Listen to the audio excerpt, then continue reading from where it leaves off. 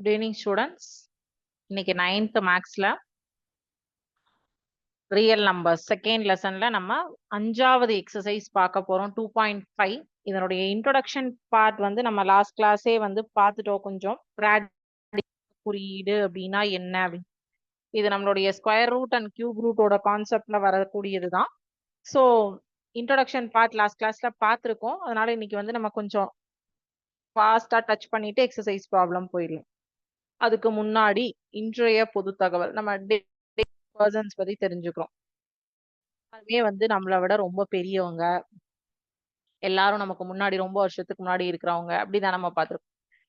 இப்ப நம்ம கூடயே இருக்கிற ஒரு பர்சன்ஸை பத்தி எல்லாம் நம்ம பார்க்கலாம். ஏன்னா நம்ம லெவல்ல நம்ம ஏஜ்ல விளையாடுறவங்க, படிக்கிறவங்க இவங்கள பத்தி எல்லாம் தெரிஞ்சுக்கலாம் இல்லையா?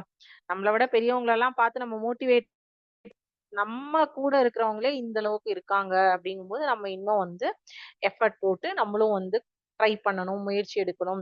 படிப்புல ஆகட்டும், விளையாட்டுல ஆகட்டும், எக்ஸ்ட்ரா கரிக்குலர் ஆக்டிவிட்டிஸ் அதுல எல்லாம் ஒரு முயற்சி எடுக்கணும். நம்ம வந்து தெரிஞ்சுக்கலாம். ஓகேவா? அப்படி ஒரு ஒரு நாளைக்கு ஒரு ஒரு பர்சன்ஸ் பத்தி நம்ம தெரிஞ்சுப்போம். சோ இன்னைக்கு நம்ம பார்க்கக்கூடிய இந்த மாணவன் வந்து நம்ம கூட 11th ஸ்டாண்டர்ட் பையன் தான். சரியா? சோ இவர் வந்து கின்னஸ் சாதனை பண்ணியிருக்காரு. இந்த மாணவர் வந்து, இவருடைய பேர் வந்து திவ்யேஷ். இவர் வந்து எங்க இருக்காரு அப்படின்னு பாத்தீங்கன்னா, குப்பம் கிராமம்ல, திருவள்ளூர் மாவட்டத்துல இருக்கிற கும்மிடிப்பூண்டி அப்படிங்கிற இடம். அங்க வந்து பெத்திக்குப்பம் அப்படிங்கிற ஒரு கிராமத்துல இருக்காரு. அவர் ஒரு கும்மிடிப்பூண்டியில இருக்கிற பாடசாலையில 11வது வகுப்பு படிச்சுட்டு இருக்காரு.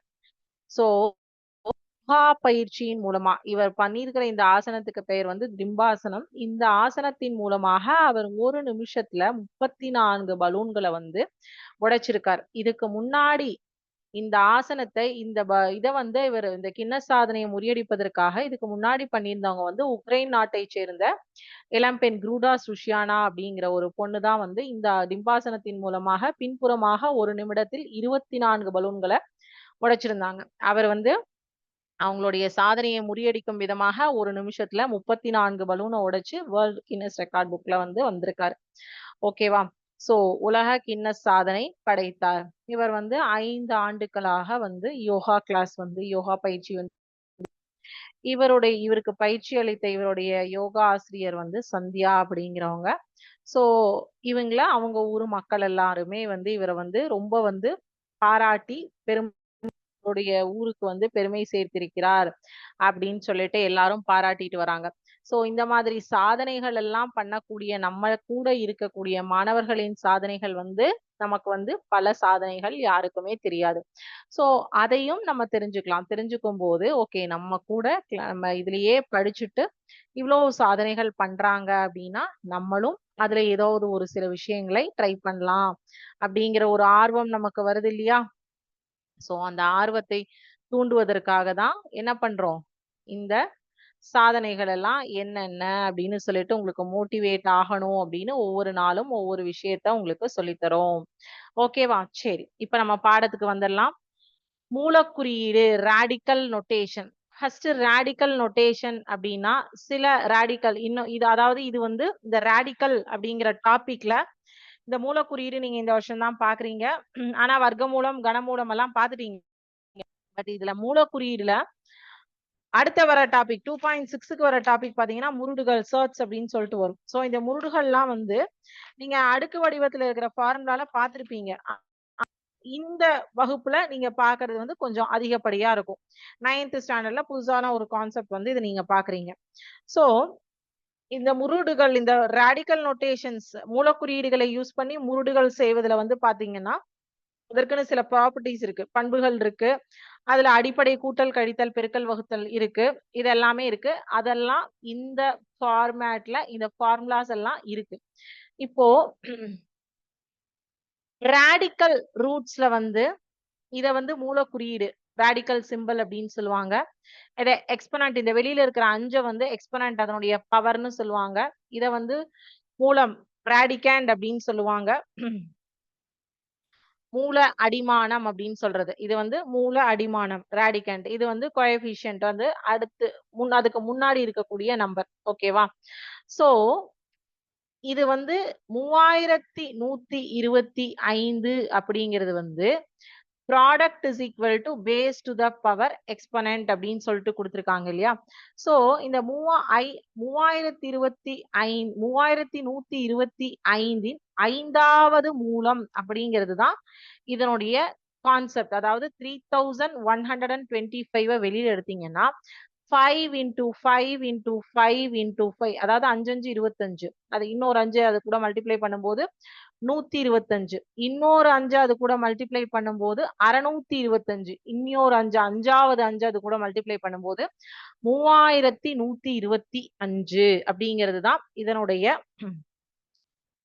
Simplified form. அதாவது நம்ம இது வரைக்கும் வர்க்க மூலம் இங்க எதுவுமே இல்ல, இந்த ரூட்டுக்கு முன்னாடி எந்த ஒரு எக்ஸ்பனன்ட்டும் இல்ல இதனுடைய தலையில அப்படின்னா அத வர்க்க மூலம் ஸ்கொயர் ரூட் அப்படின்னு சொல்லுவோம். இங்க 3 அப்படின்னு இருந்ததுன்னா அத கன மூலம் கியூப் ரூட் அப்படின்னு சொல்லுவோம். இப்போ இந்த ராடிக்கல் ரூட்ஸ் அப்படிங்கிறதுல பாத்தீங்கன்னா எனி நம்பர், என்ன நம்பர் வேணாலும் இருக்கும், அந்த எண்ணினுடைய உள்ளுக்குள்ள இருக்கிற மூல அடிமானத்துக்கு அது எடுத்தா அந்த மதிப்பு வரும் அப்படிங்கறத கண்டுபிடிக்கிறதா இந்த ராடிக்கல் ரூட்ஸ் அப்படின்னு சொல்றாங்க. ஓகேவா? சோ ஒரே நிமிஷம் இருங்க. இப்போ fifth root of 3 squared அப்படின்னு இருக்கு இல்லையா? இருங்க. cube root of 2 squared. இப்போ 2 ரூட்டுக்குள்ளதான் இந்த 2 அப்படின்னு இருக்கு. அப்ப இந்த 2 ரூட்டை என்ன பண்ணணும் அப்படின்னா வெளியில இருக்கக்கூடிய 2 ரூட்டை வந்து மல்டிப்ளை பண்ணணும், பெருக்க வேண்டும், பெருக்கல் விதி. ஓகேவா? சோ இது வந்து அப்போ என்ன சொல்லுவோம்னா 9th root of 2 squared அப்படின்னு சொல்லுவோம்.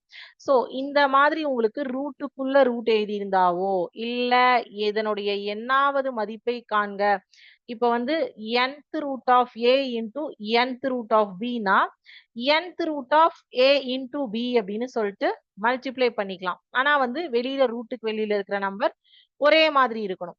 இங்க வந்து பாத்தீங்கன்னா டிஃப்ரெண்ட் நம்பர்ஸ் இருந்தாலும் 5th root and 4th root ரூட்டுக்குள்ள ரூட் இது வந்து பாருங்க செப்பரேட், தனித்தனியா மல்டிப்ளிகேஷன் கொடுத்திருக்காங்க. இது ஒரு நம்பர் a வேற b வேற. பட் இங்க வந்து உள்ளுக்குள்ள இருக்கிற மூலம் வந்து ஒண்ணுதான், வெளியில இருக்கிற ரூட்ஸ் தான் டிஃபரெண்ட். அப்ப 5 into 4 20 to the 2 power 2.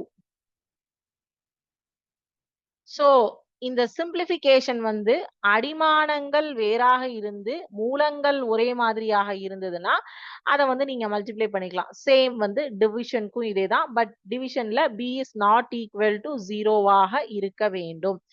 இது வந்து இப்போ நீங்க ராடிக்கலுக்கு வந்து பாத்தீங்கன்னா இந்த nth ரூட்டுக்கெல்லாம் நம்ம போக வேண்டாம். சர்ட்ஸ்க்கு வரும்போது நீங்க nth ரூட்டுக்கெல்லாம் போகணும். ஓகேவா? மூலக்குறியீடுகளுக்கு வந்து nth ரூட் எல்லாம் நம்ம வந்து போக வேண்டாம். இதனுடைய பின்ன அடுக்கு இங்க கொடுத்திருக்காங்க பாருங்க. மூலத்தின் வரிசை, மூலத்தின் குறியீடு, மூல அடிமானம் மற்றும் மெய்யெண். இந்த மெய்யெண் அப்படிங்கிற நம்ம பாடத்துக்குரிய ரியல் நம்பர் வந்துட்டாங்களா? nth root of x அப்படிங்கறத வந்து x to the power 1/n, அதாவது ஸ்கொயர் ரூட் தான் இல்லையா, பவர் வந்து 1 divided by that value அப்படின்னு சொல்லி எழுதலாம் அப்படிங்கறத தான் இங்க கொடுத்திருக்காங்க. இந்த ஃபிராக்ஷனல் இண்டெக்ஸ் பின்ன அடுக்குன்னா எப்படி எழுதுவோம் அப்படிங்கறத மட்டும் தெரிஞ்சுக்கோங்க. இந்த கான்செப்ட் நான் லாஸ்ட் கிளாஸே உங்களுக்கு சொல்லி கொடுத்திருந்தேன். 2 அடுக்கு 6 அப்படிங்கிறது 64 தான். அதை வந்து 6th root of 64ன்னு எழுதலாம் மூலக்குறியீடு வடிவத்துல, ராடிக்கல் ஃபார்ம்ல. பின்ன அடுக்கு வடிவத்துல வந்து எப்படி எழுதலாம்? 64 to the power 1/6. 2 என்பது 64ன் 6வது மூலம். அதாவது இங்க பாருங்க, power நோட்டேஷன்ல 2 to the power 6 is equal to 64. இதுல எல்லாத்துக்குமே ஆன்சர் ஒண்ணுதான், அதனுடைய முடிவு சமம் தான், கிடையாது. பட் அதனுடைய நோட்டேஷன் மட்டும் தான் வேற வேறையா எழுதியிருக்கோம். பவர் நோட்டேஷன்ல எழுதினா 2 to the power 6 is equal to 64. 6th root of 64 is 2. 64 to the power 1/6. 2 is the 6th root of 64. Index நோட்டேஷன்ல எழுதினா என்ன, ராடிக்கல் நோட்டேஷன்ல எழுதினா என்ன, பவர் நோட்டேஷன்ல எழுதினா என்ன, இந்த ஃபார்ம்ஸ் மட்டும் நீங்க தெரிஞ்சுக்கணும். பவர்ல எழுதினா எப்படி எழுதுவோம், ராடிக்கல் நோட்டேஷன்னா எப்படி எழுதுவோம், இண்டெக்ஸ் நோட்டேஷன்னா எப்படி எழுதுவோம், ரீடர்ஸ் வந்து நம்ம எப்பவும் ரீட் பண்றதா, நோ இஷ்யூஸ். தமிழ்ல இது அடுக்குக்குறி வடிவம், மூலக்குறியீடு வடிவம், பின்ன வடிவம், பின்ன அடுக்கு வடிவம். ஓகேவா? இது 2 கான்செப்ட் தான் 2.5 எக்ஸசைஸ்க்கானது. இது வந்து x to the power m by n. இந்த கான்செப்ட்டுமே உங்களுக்கு சர்ச்ல தான் எடுத்துட்டு வருவோம். முருடுகள்ல தான் போவோம். சோ இந்த 5 எக்ஸசைஸ்ல மொத்தமாகவே உங்களுக்கு பாத்தீங்கன்னா 5 கணக்கு தான். சோ இதுல வந்துட்டு இந்த 5 சம்மையுமே நம்ம இப்ப பாத்திரலாம். இப்ப குடுத்திருக்கிற நம்பர்ஸ இந்த 4 நம்பர்ஸ வந்து write the following in the form of 5 to the power n. இந்த 2.5 எக்ஸசைஸ்ல 2 கான்செப்ட். மூலக்குறியீடு வடிவம், பின்ன வடிவம். ரெண்டே 2 form. Index notation, radical notation எப்படி வந்து எழுதணும். ராடிக்கல் நோட்டேஷன்னா என்னன்னு நம்ம பார்த்துட்டோம். இண்டெக்ஸ் நோட்டேஷன்னா என்னன்னு பார்த்துட்டோம். சோ இந்த 2 ஃபார்ம்ல சம்ஸ் கொடுத்தா ஒண்ணு அதனுடைய வேல்யூ கண்டுபிடிக்கணும், இல்லனா அந்த ஃபார்ம்ல மாத்தணும். இது ரெண்டே கான்செப்ட் 2.5. 2.6ல தான் உங்களுக்கு கான்செப்ட் வந்து கொஞ்சம் இன்க்ரீஸ் ஆகும். 2.6 and 7ல இதுக்குள்ள கொஞ்சம் இன்டெப்தா போகும். இது வந்து ஸ்டார்டிங். 6 and 7ல வந்து கொஞ்சம் வந்து பேசிக் ஆபரேஷன்ஸ், அடிஷன், மல்டிப்ளிகேஷன் எல்லாமே வரும். ஓகேவா? சரி. இப்போ நீங்க சம்ஸ் பார்த்துட்டீங்க இல்லையா? ஃபர்ஸ்ட் क्वेश्चन வந்து 5 to the power nல எழுதணும். Second question 4 to the power nல எழுதணும். தேர்ட் क्वेश्चन வந்து வேல்யூ ஐடென்டிஃபை பண்ணணும். ஃபோர்த் क्वेश्चन வந்து ஃபிராக்ஷனல் இண்டெக்ஸ் ஃபார்ம் பின்ன அடுக்கு வடிவத்துல எழுதணும்.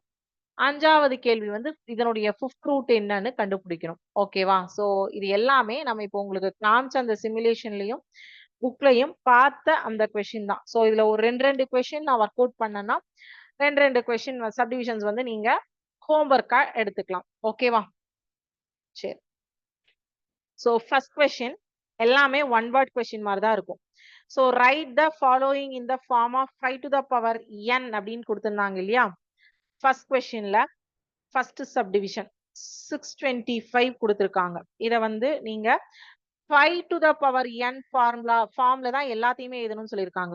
அப்ப 625ஐ 5ஆல் வகுங்க. 125, 5ஆல வகுத்தா 25, 5ஆல வகுத்தா 5, அகைன் 5ஆல வகுத்தா 1.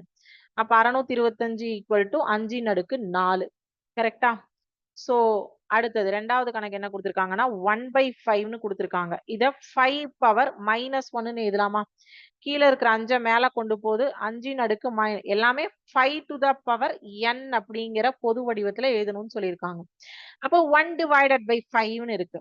5 அடுக்கு -1ன்னு எழுத முடியுமா? மூன்றாவது கணக்கு எல்லாம் ஒன் வேர்ட் கொஸ்டின் தான். Root of 5, square root of 5. இத வந்து பின்ன அடுக்கு வடிவத்துல எழுதும்போது 5 to the power 1/2 எழுதலாமா? nth x is equal to x to the power 1/n பார்த்தோமா?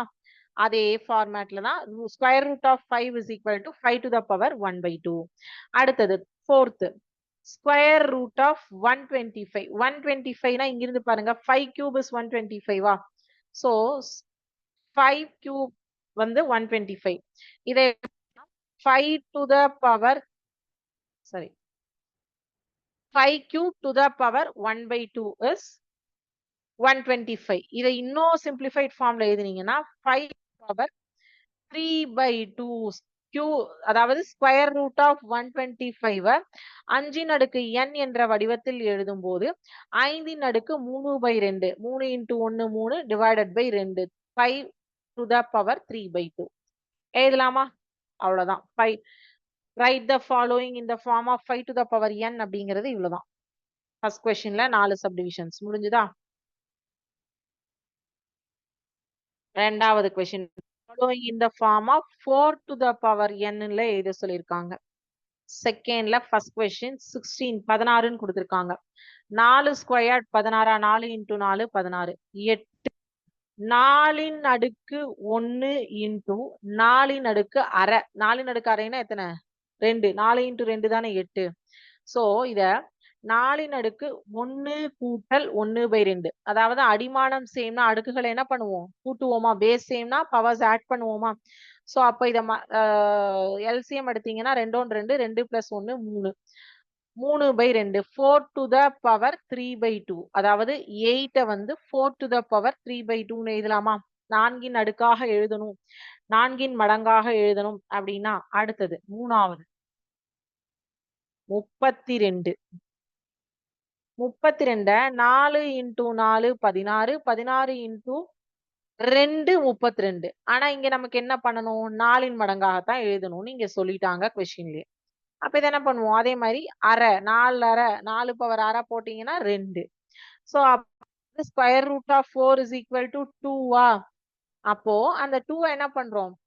4 to the power 1/2ன்னு எழுதுறோம். அதாவது nth root of x is equal to x to the power 1/2வா? அந்த ஃபார்முலாவை யூஸ் பண்ணி தான் இங்க 4 to the power 1/2 அப்படிங்கிறது எழுதியிருக்கு. புரிஞ்சுதா? 4 to the power 1/2ங்கிறது எந்த ஃபார்முலாவை யூஸ் பண்ணியிருக்கோம்? Square root of nth root of x is equal to x to the power 1/n என்ற ஃபார்முலாவை யூஸ் பண்ணி 4 to the power 1/2 அப்படின்னு சொல்லிட்டு எழுதியிருக்கோம். ஏன் இங்க வந்து 1/2 வந்ததுன்னு கன்ஃபியூஸ் ஆகாதீங்க. இப்போ 4 to the power 1 plus 1 is 2. 2 plus 1/2. So which is 4 to the power 5/2. How 5/2 எப்படி வந்தது? LCM 2 into 2 4 4 plus 1 5 5/2. So 4ன் அடுக்காக எழுதணும் அப்படின்னா 4 to the power 5/2 is 32. ஓகேவா? So 3 சப்டிவிஷனுமே செகண்ட் கொஸ்டின்ல ஓவரா? ஓகே. மூன்றாவது கேள்வி. எல்லாமே ரொம்ப சிம்பிள் கொஸ்டின்ஸ் தான். ஏதாவது டவுட்ஸ் இருந்ததுன்னா அப்பப்பவே கேளுங்க. இப்ப 4 to the power n எழுதுறதுல டவுட் வந்தது இல்லையா? அந்த மாதிரி. Find the value of 49 to the power 1/2 அப்படின்னு சொல்லி கொடுத்திருக்காங்க. சரி 49 எப்படி பிரிப்போம்? அத முதல்ல பாருங்க. 7 into 7 49. அதனுடைய அடுக்கு அரை. அப்ப இது என்னது? இந்த அடுக்கு அரை அப்படின்னு வருது என்னது? Square root of 49 which is 7 இல்லையா? சோ இங்க உங்களை என்ன பண்ணிருக்காங்க கொஸ்டின் ட்விஸ்ட் பண்ணிருக்காங்க. அப்போ 49 to the power 1/2 is 7. nth root of x is equal to x to the power 1/n.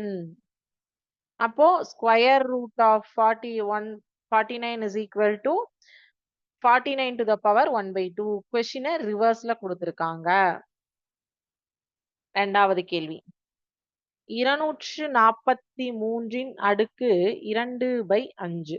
சரியா? சோ 243 வந்து எதனுடைய மடங்காக வரும்னு பாருங்க முதல்ல.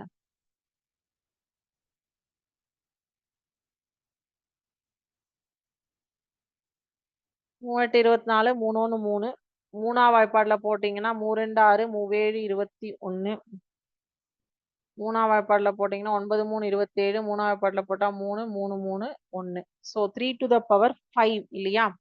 So 243 is equal to 3 to the power 5 to the power 2/5. என்னது? 3 to the power 5 to the power 2/5. கொஸ்டின்ல 2/5 தான் கொடுத்தாங்க. சரி 3 to the power 5 into 2/5. 5 cancel ஆயிடும். அப்ப என்ன இருக்கும்? 3ன் அடுக்கு 2 that is 9. Find the value தானே கொடுத்திருக்காங்க. வேல்யூ கண்டுபிடிச்சிட்டீங்களா? இதுக்கு எல்சிஎம் கண்டுபிடிக்கணும். அதுக்கப்புறம் பவர்ஸை சிம்பிளிஃபை பண்ணி கொண்டு வரணும். 9ன் அடுக்கு -3/2 -3/2. 9 வந்து 3 ஸ்கொயர்டு இல்லையா? டு த பவர் -3/2 போட்டுக்கோங்க. சோ 3 power 2 into -3/2 2 கேன்சல் ஆயிடும். 3 power -3 மட்டும்தான் மேல இருக்கும். சோ அத வந்து பிளஸ்ஸா மாத்தணும்னா 1/3 to the power 3. That is 1/27.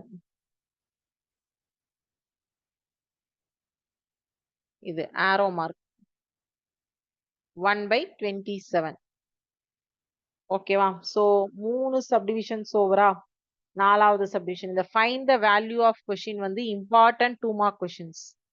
2 கேள்வி சேர்ந்தத வந்து உங்களுக்கு குவார்டர்லி எக்ஸாம்லயே வரும். இதுலயே 4வது சப்டிவிஷன். 3ர்ட்ல 4th subdivision 64 divided by 125 the whole power -2/3. So இப்போ 64/25ன் அடுக்கு -2/3ன்னு இருக்கு. இத இந்த மைனஸ்ல இருக்கிற பவரை பிளஸ்ஸா மாத்துறேன் அப்படின்னா 125/64 அடுக்கு 2/3. ஓகேவா? சோ 125ம் 64ம் எதனுடைய கியூப்ஸ்ன்னு நமக்கு தெரியும். 5 cube is 125 divided by 4 cube is 64. அப்ப இது என்ன பண்ணலாம்? ரெண்டையும் சேர்த்து ஹோல் கியூப் போட்டுக்கலாமா? The power 2/3.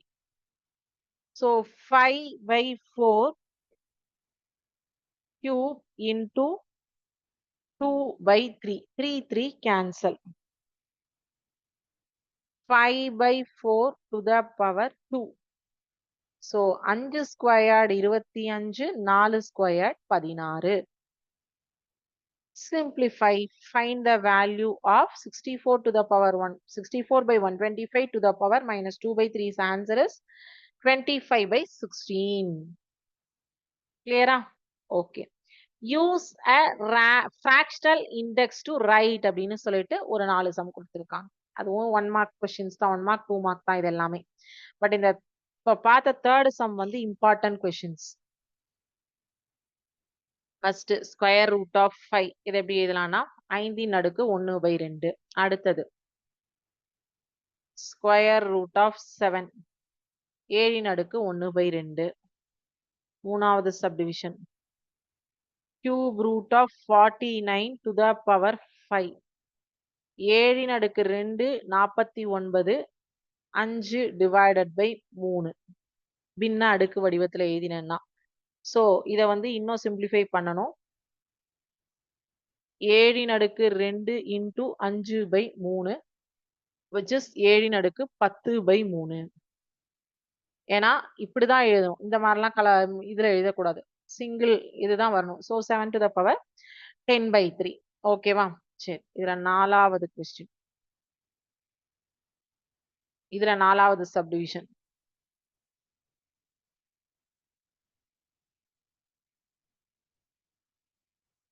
One by cube root of 100 to the power 7. 1 by 100 to the power 1/3 to the power 7. இத 100 power minus 1/3 by கீழ இருக்கிற the whole power 7. So 100 power minus 7/3. 100 வந்து 10 squared minus 7/3. So 10 அடுக்கு 2 into minus 7/3 which is equal to 10 அடுக்கு minus 14/3. 10 அடுக்கு minus 14/3. ஓகேவா? So last question இந்த எக்ஸசைஸ்ல 5வது கேள்வி. இதுவும் 2 மார்க்ல கேட்பாங்க. இந்த question important question. Fifth question is fifth root of find the fifth root of 32 243 அப்படின்னு கொடுத்திருக்காங்க. 32 உடைய fifth root என்ன? இது எப்படி எழுதணும்னா fifth root of 32. அப்போ 32 அடுக்கு 1/5. சோ 32 எப்படி எழுதலாம்? 2 அடுக்கு 5 is 32 to the power 1/5. So 5 cancel ஆயிடும் which is 2. So fifth root of 32 is 2. Sixth root of 3125. Seventh root of 3125 என்ன வேணாலும் போடலாம். சோ இதுல நீங்க கண்டுபிடிக்கிறது எப்படிங்கிறது இப்ப ஐடென்டிஃபை ஆச்சா உங்களுக்கு? ஓகே. அடுத்தது 243. 243 உடைய fifth root என்னன்னு கேட்டிருக்காங்க. அப்ப எப்படி எழுதுவோம்? Fifth root of 243. அதை எழுதுறது எப்படி எழுதுவோம்? 243 to the power 1/5. 243 எப்படி எழுதலாம்? 3 அடுக்கு 5 243 to the power 1/5. 5 5 cancel. அப்ப ஆன்சர் 3. அடுத்தது 3.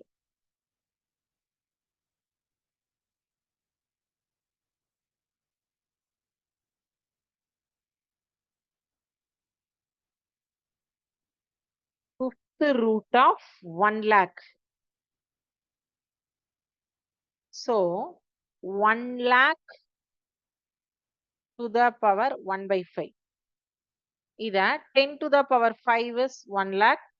5 to the power 1 by 5. 5 5 cancel, which is equal to 10. ஓகேவா? So இந்த எக்ஸசைஸ்ல லாஸ்ட் கொஸ்டின். இது அண்டர்ஸ்டாண்ட் ஆச்சா? 5th root of 1 lakh அப்படிங்கிறது.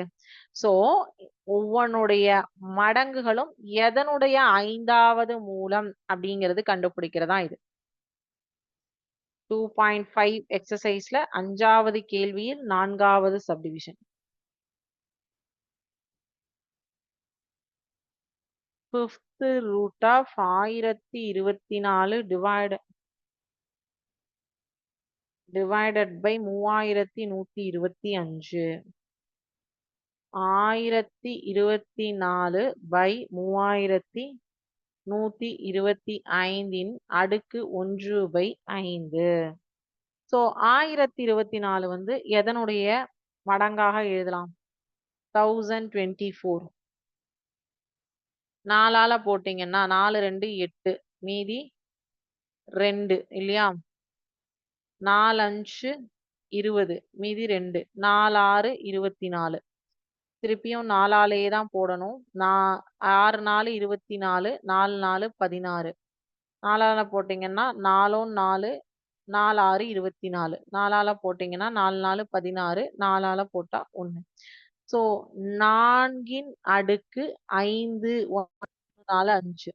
5ங்கிறது வந்து 1024. அடுத்தது 3125. 5ல போட்டீங்கன்னா 6 5 2 5.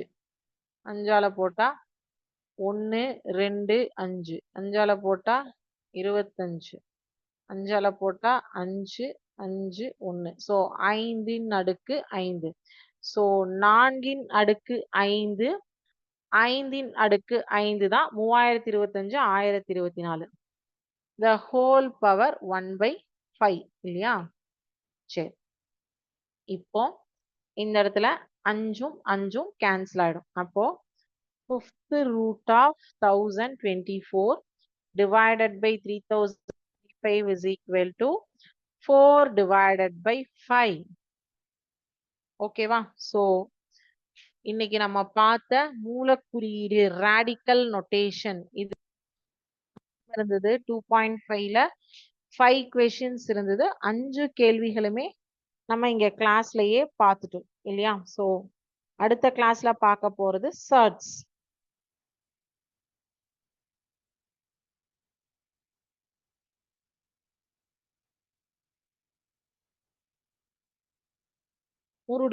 முருடுகள் வந்து அடுத்த கிளாஸ்ல நம்ம பார்க்கலாம். சரிங்களா? சரி. சோ இது வரைக்கும் பார்த்ததுல ஏதாவது டவுட்ஸ் இருந்தா கேளுங்க.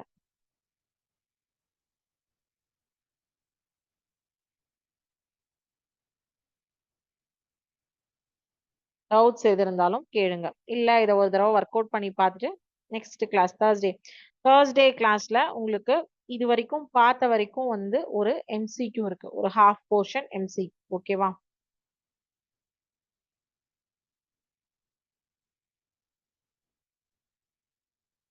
ஸோ டவுட்ஸ் எதுவும் இல்லை அப்படின்னா இதோட இன்னைக்கு கிளாஸ்.